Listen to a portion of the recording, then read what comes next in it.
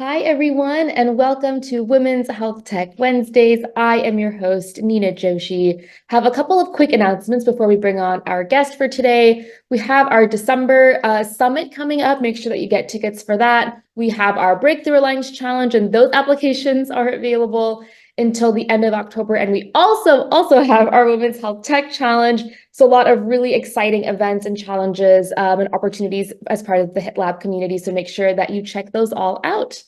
And with that, would like to formally introduce our guest for today, Angie Kalousek Ebrahimi, who is the Senior Director of Lifestyle Medicine at Blue Shield, California. So Angie, thank you so much for being here today. Thank you so much for having me, Nina. It's great to be here.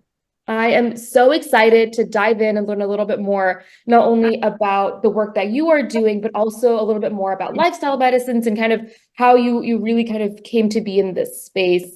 And so maybe a great place to start, Angie, is if you could share with our audience a little bit more about yourself, your background, and really your journey and kind of what's led you to where you are right now with Blue Shield. Sure, absolutely. And I think probably similar to a lot of you in the audience, I've had a very winding journey on my career. It has definitely not been a direct path. When I went to university, I studied business and finance, and I got a degree in business administration and finally an MBA as well as a CPA. And I actually worked at a public accounting firm for a couple of years, and I absolutely hated it. I was just so miserable. It was not what I was cut out for. So I really started to explore a lot of different kind of aspects of business. I was in hospitality for a while. I did conferences and event planning, and I got into marketing. And I sort of always had this like innate interest in health and healthcare. I came from a family where my father was a doctor, my mom was a nurse. My sister eventually became a physical therapist, and I was like trying to chart my own course and becoming a businesswoman, which I still consider myself, but actually that passion for health really was kind of like a through thread throughout my life. Personally, I got very interested in like, what do I need to do to take care of myself and sort of avoid illness and avoid pain and avoid, future chronic conditions and that type of thing. And I got actually into personal training. And it's so funny because one day I was in my office with a colleague, and we were just sort of, chit-chatting, kind of like water cooler talk. And she's like, "Hey, Angie, if there's anything you could do with your life, what would it be?" And I was in marketing at the time. And I said, "Oh, well, I'd be in healthcare." And she was like, "What are you doing? Why are you still here?" And literally that day, I decided that I was going to start my course to become a trainer and quit my job, which was a really scary thing to do because we all get to a place where we're comfortable. We're comfortable with the salary we're making and the life that we have. And I made a really big change, but it worked out really well. I became a trainer. I did that for about a year, sort of full time.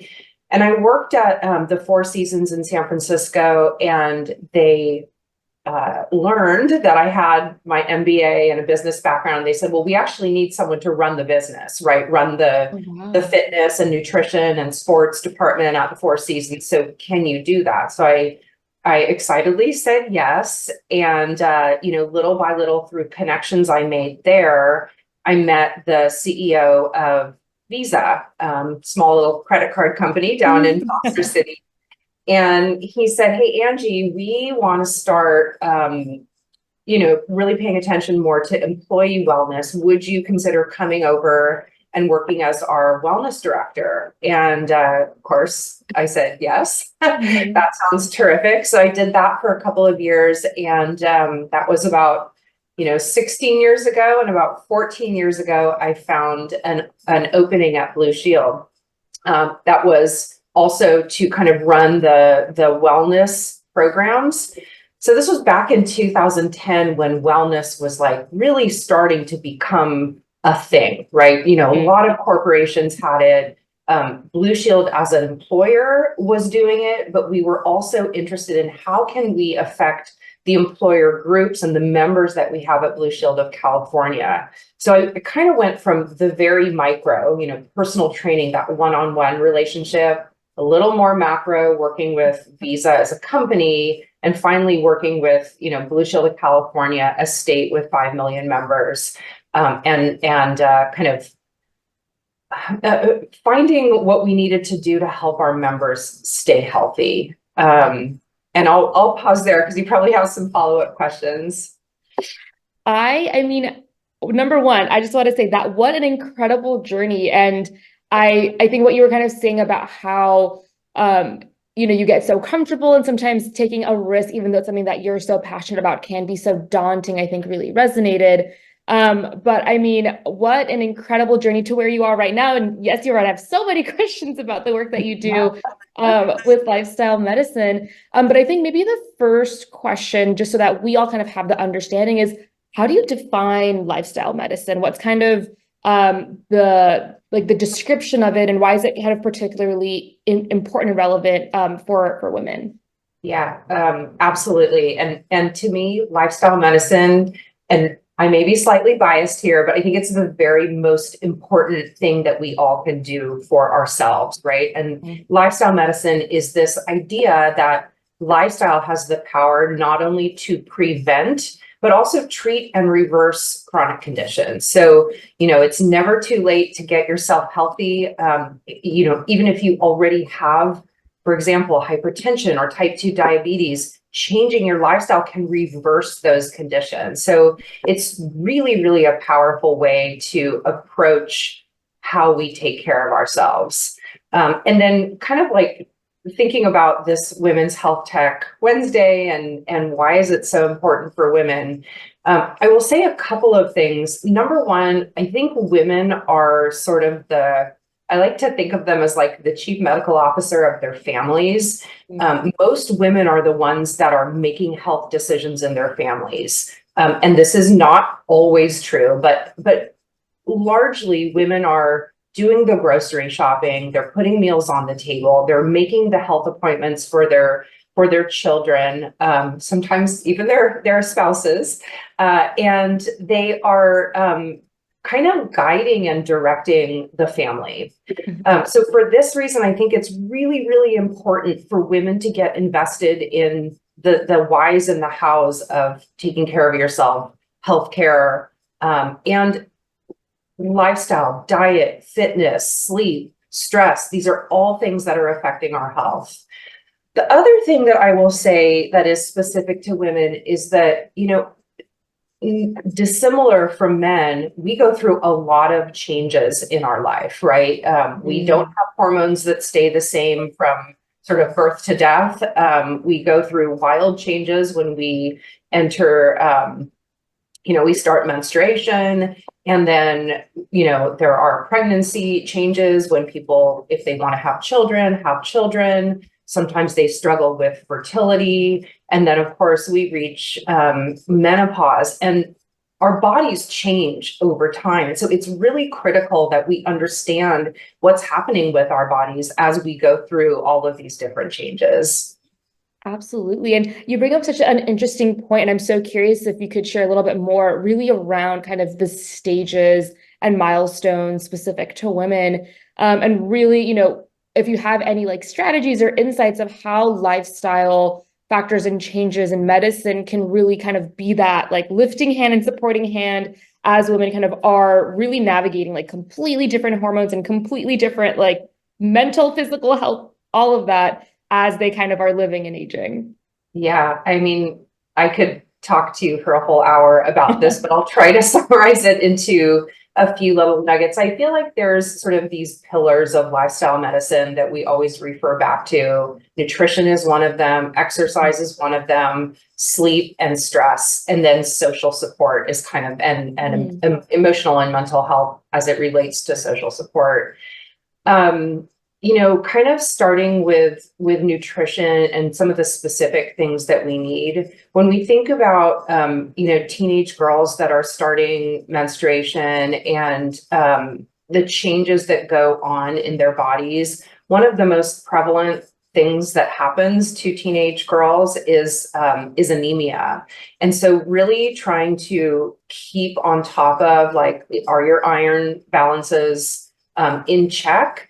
I have a teenage daughter, and she and a lot of her friends have struggled with this. So really keeping on track there. I think during pregnancy, I would, I am not a doctor, so I'm going to say refer to your doctor on that. We all have a little bit of different needs depending on what we're facing. If we have a really smooth pregnancy, if we are struggling with fertility, some women have gestational diabetes or preeclampsia, like all of these have slightly different needs. And then as we get into menopause and we start aging, one of the most important things that I am learning as I have, started that chapter of my life is that we need a ton of protein. Our bodies are starting to lose muscle, and you start decreasing your muscle mass pretty much at the age of 30, but it really starts going down after the age of 50, and certainly once we hit menopause. Having enough protein so your body can be anabolic and continue to create muscle is critical. And then sort of going into the exercise route, I've been, because of personal circumstances, been focused on menopause as well. Strength training, strength bearing exercise is absolutely critical. And then I would say, just for everyone kind of across the board, how we are receptive to like cardiometabolic activity. So our VO2 max, like, not to get too technical, but what is your cardiac kind of like baseline, and then how do you peak? So really pushing your body to have that cardiovascular baseline, but also like be able to get your heart rate up and kind of bring it up and down, kind of training the heart as a muscle. Stress, again, like I said, it's different for different people, but stress is one of these things. And I will pair that with sleep. Like, if we're not getting enough sleep, our hormones are not working properly. And a lot of the kind of functions that we take for granted start to slip. So stress and also sleep, those two things together, making sure that we keep those in check is absolutely critical. And then that final one, social support, it's not really a medical thing, right? Like, oh, that you have loved ones, but the truth is people who are lonely have higher incidence of chronic conditions. They have shorter lifespans, they have shorter health spans. And so really ensuring that we're not only just taking care of our bodies, but also taking care of our souls, our minds, our humanity. We are humans and we are meant to be connected to one another. So that needs to be a focus if you want to be healthy mentally and physically. Wow, that is so incredible. I have so many questions. Okay, the first one, this is amazing. I really liked kind of how you were kind of talking, I think, about like the pillars of lifestyle medicine, some of the specific components from diet to sleep, etc.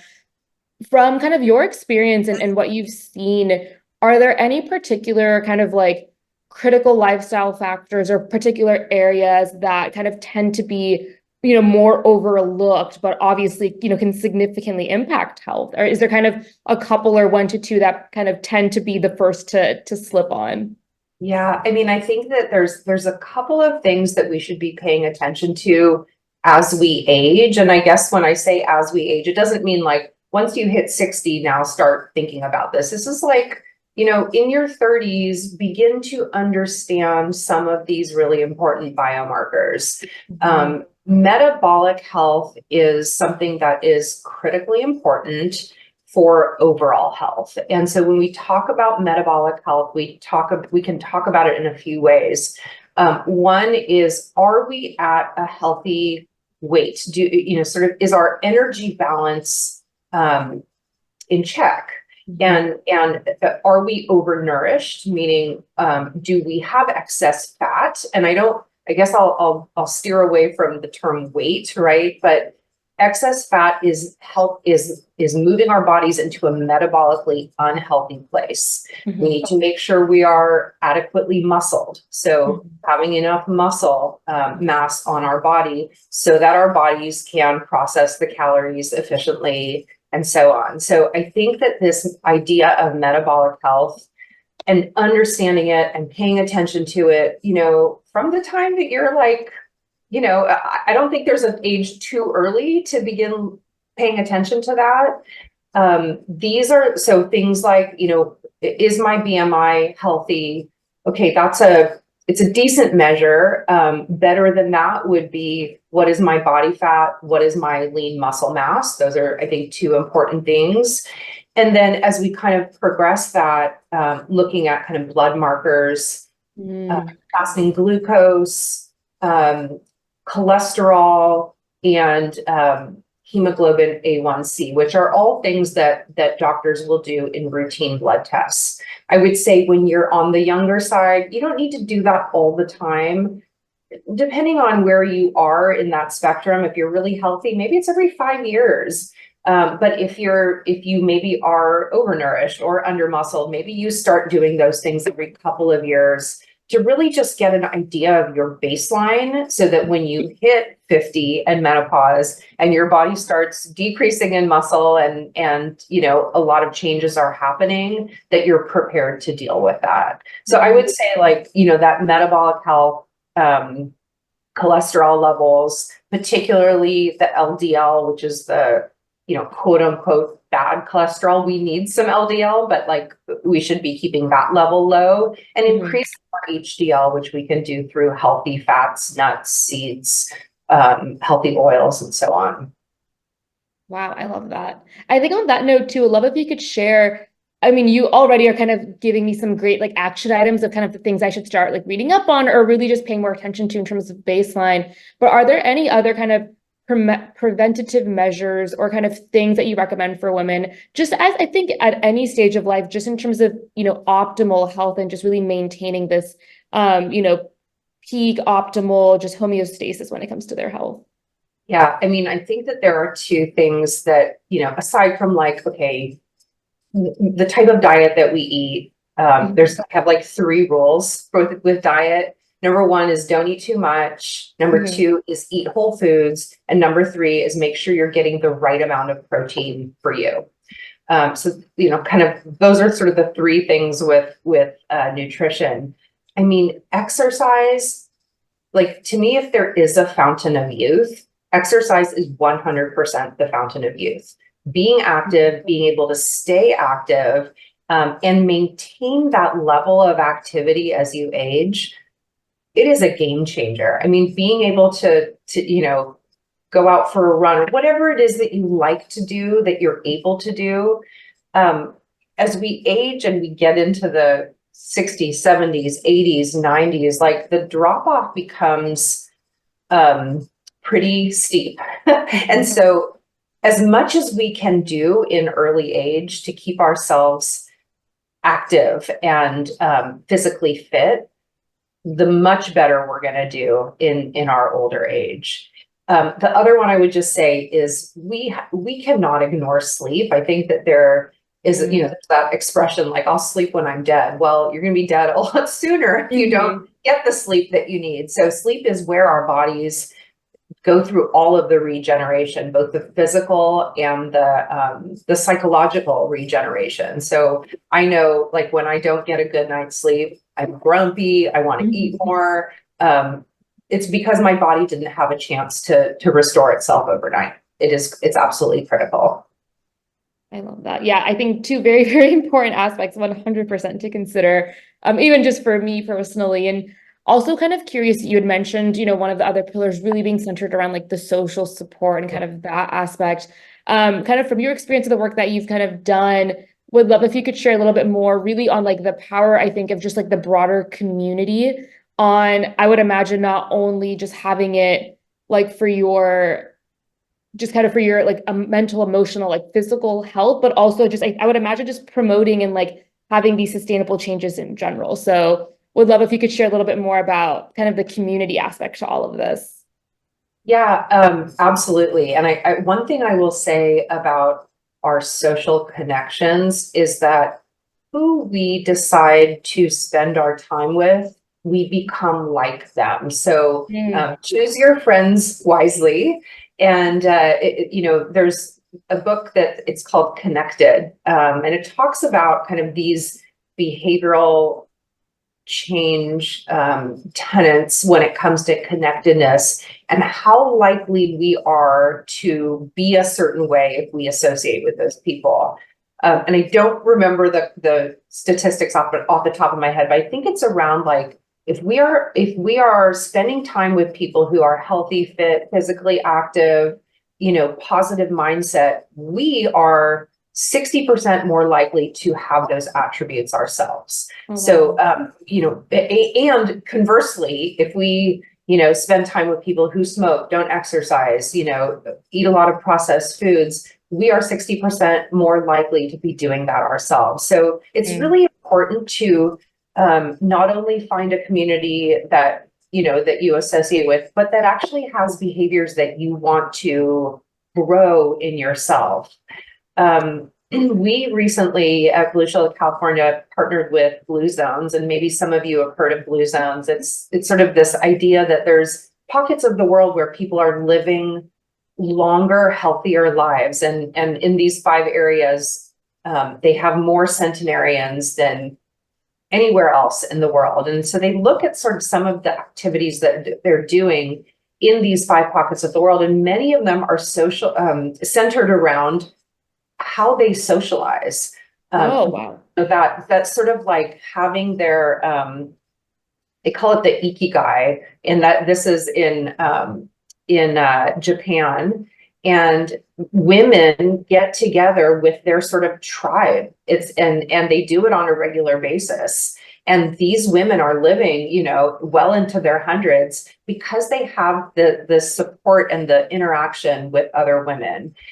It helps them from the perspective of physical health, but also cognitive health, right? Keeps them Mhm. sharp, keeps them active. And so I think that the other piece of it that sometimes we overlook is spiritual health. And this is defined in different ways for different people, but having some kind of higher purpose or belief in a higher power and a practice or routine around that belief is incredibly powerful when it comes to longevity. It really kind of leads to this positive kind of context for which we live our lives. Hmm. I really love that. I really love the kind of connecting to purpose and like that purpose-driven life and really the joy and the power of what that means. So I really like that you kind of brought that up too, because I think that's incredible. And you had mentioned a little bit about the work that you are doing with Blue Shield for Blue Zones, and we actually have a question from the audience that kind of asks for Blue Shield, are you kind of measuring any particular outcomes? Yeah, any kind of outcomes that you're kind of looking at or any kind of discussion around that? Yeah, that's a great question, and it's a really, really important question. So, specific to Blue Zones, there is a test that you take when you start working on the Blue Zones challenge, and it's the vitality test. So it measures your vitality and gives you sort of like a estimated lifespan based on the way that you're living your life. So people take that test and then they can retake it over time after they start implementing some of the Power Nine, which is what Blue Zones calls these activities that people are doing in all of the different areas across the world. But we also, outside of Blue Zones, we have as part of the platform, we have a platform called Wellvolution, and within Wellvolution, we have, 20 or 30 digital care programs that Blue Shield of California members can join to help them take care of themselves in whatever way they need. So we have programs that are geared towards reversal of type 2 diabetes, reversal of obesity. We have a diabetes prevention program. We have a hypertension program. We have a tobacco cessation program, and we have a musculoskeletal program.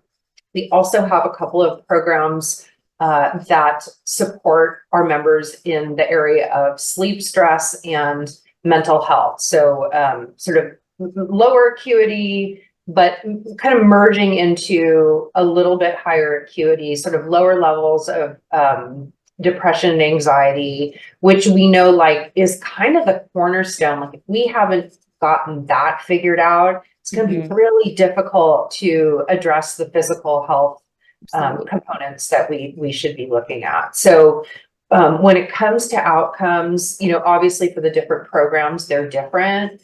For the diabetes program, the diabetes management program, we're looking at lowered HbA1c. For the diabetes prevention program, actually, we are looking at weight loss, because weight loss is the #1 predictor of avoiding diabetes in the future. For hypertension, it's blood pressure. For the musculoskeletal programs that we have, we look at pain reduction. And then for the mental health programs, we are looking at some industry accepted kind of tests, the GAD-7 and the PHQ-9 that are predictors of depression and anxiety. So those are the outcomes that and of course, tobacco is, you know, or have you been able to quit the use of tobacco? Right. Definitely. I think I didn't realize that there was kind of this entire platform that was really built around this topic, which I think is absolutely incredible. And really kind of seems so like intentionally designed when it comes to all of that. I, you know, really wanted to, I also realized that we are, you know, almost at time, which is crazy to me. I really wanted to ask, I mean, there's so much more we can go into. I definitely we should have a part 2 of this conversation. But for anyone who, like myself, was inspired, Angie, by this amazing discussion and your great insights, what kind of advice would you give to folks maybe on the call that are, you know, really kind of wanting to take that first step and really, you know, starting to make these lifestyle changes for better health? Do you kind of have a good, just that initial first step into action? Yeah. I mean, there are so many little steps that we can take, and depending on where you feel like you have the greatest need is kind of where you might want to start. I think moving throughout the day, if you are sedentary and truly like not moving at all, that to me would be the #1 place that you would want to start, is just get up and walk. And then begin to walk a little more, and then begin to walk a little bit more, and begin to build on that. And then I think from a nutrition standpoint, if you can cut out the processed foods, get rid of the sodas, these are like, if just that, you likely will not overeat if you're not eating a lot of processed foods, because these processed foods, they don't create satiety. And when we eat whole foods, we feel satisfied. So we don't feel like overeating. So I think like getting activity, avoiding those processed foods, to me, that would be the #1 place to start. And I mean, there's so many places you can start, honestly. Like if you're not getting enough sleep, like forget the last 2 things I said, just make sure you're getting a good night's sleep, because you're not gonna be able to do those things if you're not sleeping. So just a few little things would be a good place to start. And I love that, Angie, because I feel like if anything, it's also reminding me to kind of like take a step back and think about the pillars that you mentioned, right? From the stress, sleep, nutrition, all of that, and really like do reflection and ask myself, where do I feel like I can maybe do more in these areas? So if anything, that was like also such a great like action item for me to take too, when it comes to that. So what an incredible conversation. Thank you so much for taking the time to chat with us today. You are very welcome. It was a lot of fun. Thanks so much, Nina. Thank you. Yeah, we'll definitely need to have you back for part 2. I think there's so many other things that we can dive into. So I really appreciate it, Angie, and also wanted to let everyone know to join us for our next Women's Health Tech Wednesday episode next week. Wanted to give a quick shout out to our sponsors for sponsoring this conversation, as well as one last huge thank you to Angie for sharing her words of wisdom with us. And we will see you all next Wednesday. Bye, everyone.